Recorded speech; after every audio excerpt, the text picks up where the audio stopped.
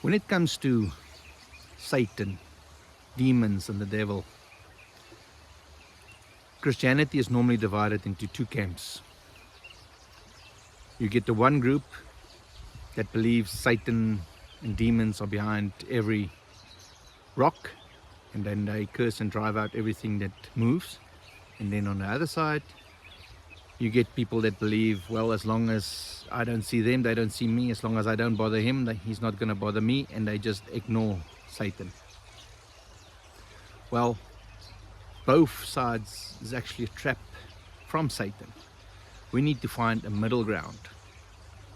You see, if you are focused on driving out demons, Satan can get you so focused on that he can prevent you from operating in love. You see, Satan doesn't want to just drive you into sin. What he wants to is he just wants to drive you away from God. He just wants to keep you away from God. So if he can get you focused on him and casting him out, that's good. If you see a problem in a house where a family has got some marital issues, you go there, you oil, you cast out devils. He doesn't have a problem. As long as you don't go spend time with him, as long as you don't love them, as long as it doesn't cost you nothing, he's happy. He's done his work. Then on the other side, if you ignore him and you just forget about him, what he wants to do is he wants to make you a materialist. He wants you to forget about the spiritual realm altogether. If he can get you focused on the stream of life that you're in now, he's won the fight. So he's going to try and distract you with various things, not necessarily bad, but his focus is just to get you away from God. Get you not to think about the spiritual realm. So he might give you books to read. You can go read on history or finances, different things you can go read on, and it's not necessarily bad. There's nothing wrong with that. But what he wants to enforce in you with these things is how real this life is. He wants you to spend less time thinking about the real you, the spiritual you. He wants you to think about now and not eternal life. You see, he can get you involved in various different sports.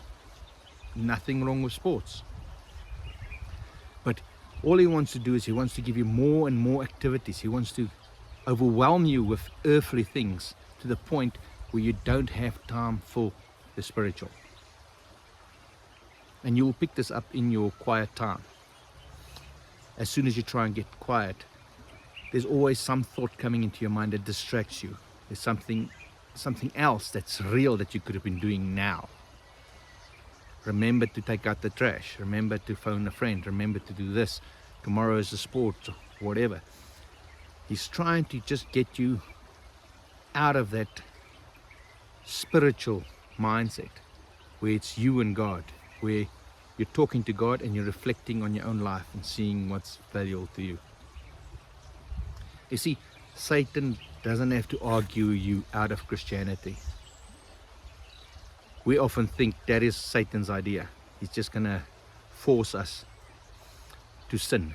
No, he just doesn't want us to have a relationship with God. See, if you're watching a movie, pretty good movie, and it's about, let's say, lawyers and business and finances, and you see, oh, these guys are intelligent, they're well organized, they're well dressed, they drive nice cars, they don't swear, they go to church, they do all these things, which is nice. So there's nothing bad about this movie. But it's still, there's no focus on the inner self. So they're not challenging you to think about what's going on in your spirit. It tends to make you focus on the physical world. You hang out with friends that are not necessarily believers. So they don't say anything bad. They don't speak up against God or anything else. So you think there's nothing wrong with this, and there's nothing wrong. You hang out with the world. But what you need to realize is the way that they think about the world, the way that they see things, the way they look at women, the way they look at cars, at finances, at forgiveness, is all different than yours. And though it doesn't come through at a straight point to confront you so that you can realize, whoa, this is coming against my belief, Satan is subtly just getting you warmed up to the idea. You get comfortable with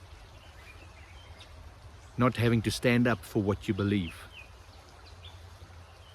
So my idea is just to try and warn you. I want you to think about what Satan does and how he tries to distract you in your mind.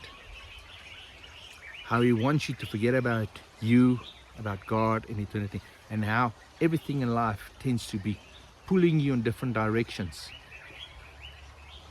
If he can get you to think that he's the cause of cancer and all these diseases and what's going on in America, as it doesn't bother him, as long as you don't have to take care of how you look at your kids, or how you take care of your kids, or how you speak to your wife, how you treat them.